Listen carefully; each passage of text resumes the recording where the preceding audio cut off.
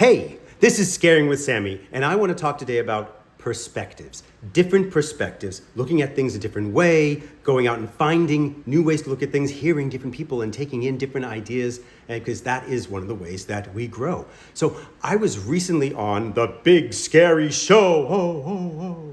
I'm sure that they do the reverb in post, but I don't have post, so I'm just going to do it like that. This was the Big Scary Show with Drew Badger, and we had the hosts and the guests, and it was a fantastic conversation. I'm putting the link in the comments or the description or wherever I can kind of put that link in, and I would recommend hearing it because it was a really interesting discussion with a number of people that had some different ideas and had different approaches. And that was one of the things that made it fantastic, because we had these and we felt free to be able to share different approaches rather than somebody says something and we all kind of just tacitly agree, even if we have different ideas. And the way that this came about, really, to me, is a suggestion that was made beforehand by Japes Palas, who said that he wanted to hear disagreements. And I was completely on board with this idea, because when you hear different ideas and people come from things at different angles and different approaches, that way you can examine how you look at things, and you can take a look, and there's some things that you've never even thought of before. So the idea of the different perspectives is something that I really appreciate. And so the fact that he laid it out there and then we all agreed and we went on and we actually had that conversation. Because after all, haunts are not a one size fit all. And something that works over here might not work over here, or you might need something different. So it's always good to hear different perspectives. The caveat, of course, is that sometimes haunts do things one way as opposed to another. So you might hear someone like myself saying, here, this is the way that I approach this, and your haunt might say differently. But even if your haunt says differently, just by hearing that something that is different from what you have heard before helps you examine it, it helps you think about it in a different way, and in the end will make you grow as an actor.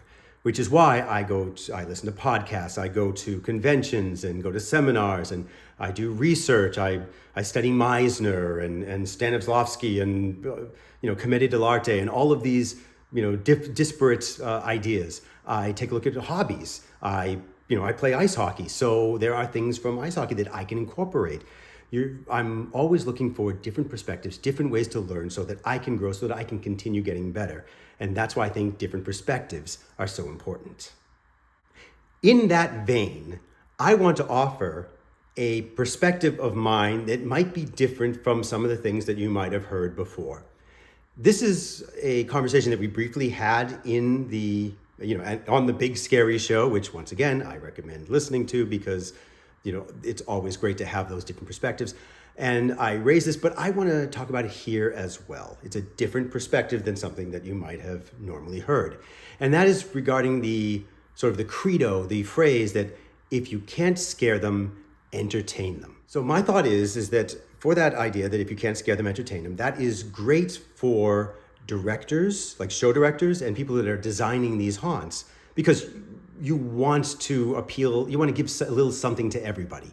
You want to have that roller coaster of, they come in and it's scare, and then it's down a little bit, and then it's creepy, and then it's scare, and then it's funny, and then it's scare, and then it's laughter, and then it's down, and then it's creepy, and then it's scare, and build up the tension. And basically you want to take them on this roller coaster. A good haunt is like a symphony with different movements to take the guest through an experience. So the idea of if you can't scare them, entertain them is fantastic for directors and show designers. But for actors, this is not an approach that I would teach or recommend. And here's why. I feel there is a tendency that could lead to undercutting or even killing a scare altogether. And here's the reasoning behind that. Scaring people is scary. I mean, of course, if you've been doing it for a long time and you realize the fun and the exhilaration, but half that exhilaration and half that excitement is because you are putting yourself on the line. And that's why it's scary, especially to newer actors. It's scary to put yourself out there. Because if I'm charging after somebody, I'm just letting it all out. I'm open. In some ways, I'm actually vulnerable, because if the guests are like, yeah, whatever. Oh, look at this prop over here. It's a rejection. This is one of the reasons why I really get annoyed with, haunters who are so jaded that they walk through the haunted house and they ignore the actors and they're, oh, I'm just here for the sets because they want to prove how tough they are and how much of a haunter they are because they nothing bothers them anymore. As opposed to, if you really love haunting and you really love all of this, why not enjoy the scare? You let your guard down a little bit or just laugh along with it and enjoy. And if you really just want to see the sets and the props and you want to ignore the actors to show how tough you are, then don't go through the show. Call the owner and say, hey, can I get a backstage tour? Because don't waste the actor's time. Anyway, that's just a pet peeve. Putting that aside, going back to what we were talking about, is that scaring is scary because I'm leaving myself open. I'm going out there, and I could get rejected. Somebody could say, "Well, that's not really scary." There are times that if you scare somebody, if you go for a scare and you don't get the scare, and you're ready to entertain him as well, here's my joke. I wasn't really trying to scare you. It's almost like you're apologizing for trying to get the scare. It's safer to go for the laugh, especially in a haunt situation where there's this tension. So anything that's kind of weird or something, you're going to get that laugh. It's very, very easy to do. Now, the problem is that if you kind of if an actor, I'm not saying you personally, but if an actor gets used to that and they're getting ready to go into their protection, getting ready to go into that, I'm going to entertain them instead. They got this idea in their head, then they're not really giving their full effort for the scare. They're preparing to go for the entertainment side. And if they have it in their head that if I can't scare, I can entertain, then it really isn't a big deal if they don't get the scare or if the scare gets weaker and weaker. Because let's face it, if you're not going full out and holding it there, you are undercutting your own scare.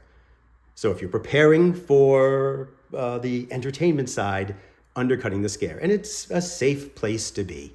So what happens is the less power that you go into the scare, the more likely you're not going to get a scare, and the more likely the actor's going to go to their fallback position until you have a haunt full of just people on their fallback, because it's so much easier and safer to just do the little entertainment than it is to go for the scare. So that's why, to me, that is not a credo for actors. What I teach is that for actors, especially that are in a scaring position, yes, you're going to have actors that are in positions that are more humorous, and characterizations can always be interesting. But even no matter how funny or interesting your characterization is, when you're going for the scare, you go for it. Going for the scare, you have to be confident and unapologetic. There's no apologies here. You're going after them. That's the scare. And if you go for the scare and you don't get the scare, that's fine. You did your job. Keep that tension. As you reset, keep that tension and then be ready and go for the next scare. If you don't scare them, you bounce back.